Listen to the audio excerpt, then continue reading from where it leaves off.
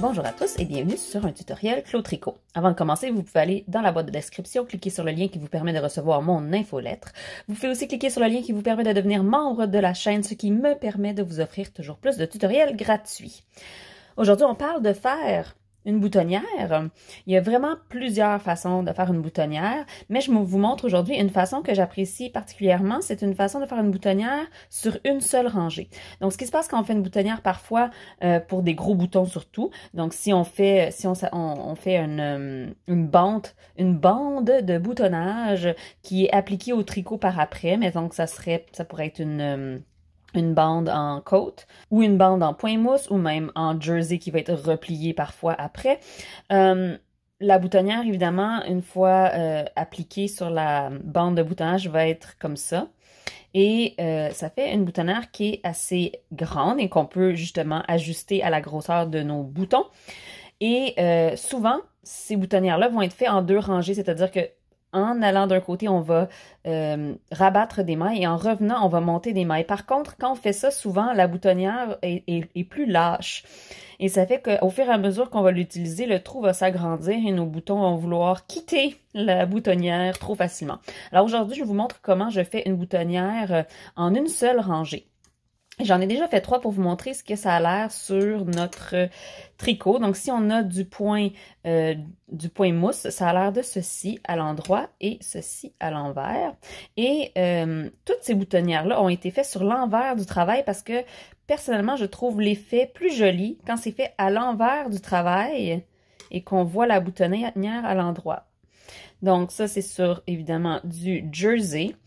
Et la boutonnière, encore une fois, a été faite sur l'envers du travail, ce qui donne ce résultat à l'envers. Et quand on le retourne, ça donne ce résultat. Et ça fait un beau point qui est quand même très... qui n'a pas beaucoup de stretch, ce qu'on veut pour une boutonnière. Et ensuite, je l'ai fait sur des côtes. Encore une fois, je l'ai fait sur l'envers du travail. Donc, on va le faire ensemble. On va le faire sur les côtes aujourd'hui, mais c'est vraiment la même chose sur n'importe quelle... texture, n'importe quel point. Alors, j'ai fait 5 mailles pour commencer, mais vraiment, c'est à votre... C'est selon le patron. 1, 2, 3, 4, 5. Je sais pas, celui-là, je pense que j'en avais fait 4 au lieu d'en faire 5. Ce n'est pas grave. Ensuite, quand on va arriver au moment de notre boutonnière, évidemment, notre patron va nous dire on fait une boutonnière à combien de mailles.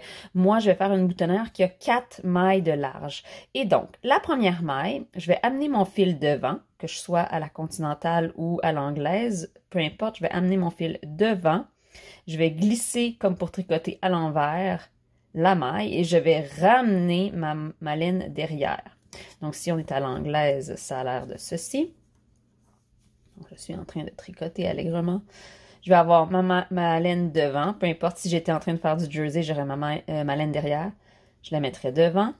Ensuite, on glisse comme pour tricoter à l'envers et on ramène derrière. Et ensuite, on va glisser des mailles pour rabattre. Mais on ne va pas les tricoter. On va simplement glisser une maille et rabattre celle qu'on vient d'entourer de notre laine ici. Donc, on va la rabattre par-dessus. Ça fait une maille de rabattu. Glisse, rabat 2. Glisse, rabat 3. Et glisse, rabat 4. Évidemment, le plus gros vos boutons vont être, le plus de mailles vous allez rabattre. Mais ça dépend aussi de la grosseur de votre laine et vos aiguilles. Donc, fiez-vous à votre patron. Ou faites-vous un petit échantillon pour voir la grosseur de boutonnière que vous avez besoin pour les boutons que vous avez. Ensuite, on va remettre cette maille sur notre aiguille gauche, ici. Et maintenant, le fil est encore attaché ici à ce côté. Hein? On n'a pas tricoté ces mailles-là. Ici, on les a juste rabattues. Donc, ce qu'on va devoir faire, c'est tourner notre travail pour que notre laine soit disponible. On va la mettre derrière le travail pour pouvoir faire un montage tricoté. Donc, on a notre laine qui est derrière notre travail. On pique entre les deux mailles, comme ceci. On a les deux brins ici. Et on va tricoter. On va en monter le nombre qu'on a rabattu plus 1. Donc, on va monter 5 mailles dans mon cas. Habituellement, pour un montage tricoté, je fais simplement déposer comme pour tricoter à l'envers un peu, hein, dans le même sens, comme ça. Par contre, si je veux une boutonnière qui est un tout petit peu plus ferme, ce que je vais faire, c'est que je vais venir chercher par en dessous pour twister ma maille. Donc, ça fait 1. Je tire pas trop fort ici parce que de 1, je vais être capable de passer ma maille ici. Mais si je tire trop fort aussi, ce qui va se passer, c'est que ça va venir vraiment tirer sur cette première maille qui est ici. Et ça va venir la séparer vraiment beaucoup des autres. Donc, on ne veut pas trop tirer la première maille surtout. Ensuite, je tricote la deuxième. Je passe entre les deux. 2. Et encore une fois, je passe dessous le devant pour tordre cette maille, la mettre torse. Ça fait 2.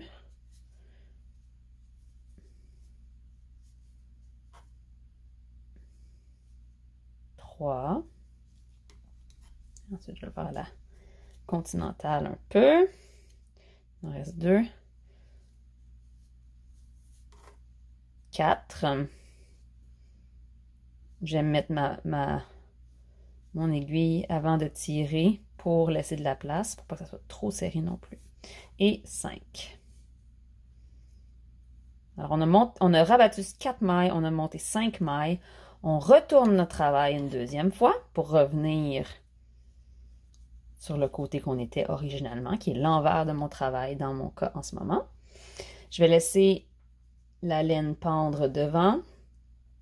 Je vais glisser cette maille ici pour connecter les mailles que j'ai rabattues en bas et les mailles que j'ai montées en haut. Donc, je vais glisser de la gauche vers la droite comme pour tricoter à l'envers. En fait, j'ai déjà vu des gens aussi le glisser comme pour tricoter à l'endroit. Semble-t-il que ça resserre un petit peu. À votre convenance, je ne pense pas que ça fasse une énorme différence, mais si vous en voyez une, évidemment, choisissez ce que vous préférez. Ensuite, je vais passer la deuxième maille ici par-dessus celle que je viens de glisser pour revenir au compte original, hein, parce que j'ai monté une maille de plus ici et en rabattant cette maille-là ici pour faire la connexion, je suis revenue au compte original. Je vais remettre cette maille ensuite sur mon aiguille et je vais recommencer à tricoter. Donc, dépendant, là en ce moment, moi, je suis en côte 2-2, donc je suis rendue à faire une maille envers, mais si vous étiez, mettons, en point mousse, vous seriez à faire un point endroit. Donc, continuez avec votre patron et on continue à tricoter. J'aime donner de tirer un tout petit peu sur la deuxième maille pour m'assurer que tout ça est bien connecté. Et je continue mon patron. Oups. Dernière maille. Merci. Et quand on retourne, on a ce bouton, ce trou pour le bouton, hein, une boutonnière. Et ça a été fait juste dans une seule rangée. Moi, j'aime beaucoup le résultat. En arrière, en avant. Ça se fait sur tous les patrons, tous les motifs assez facilement. Donc, et voilà pour la boutonnière à une rangée seulement. Bon tricot!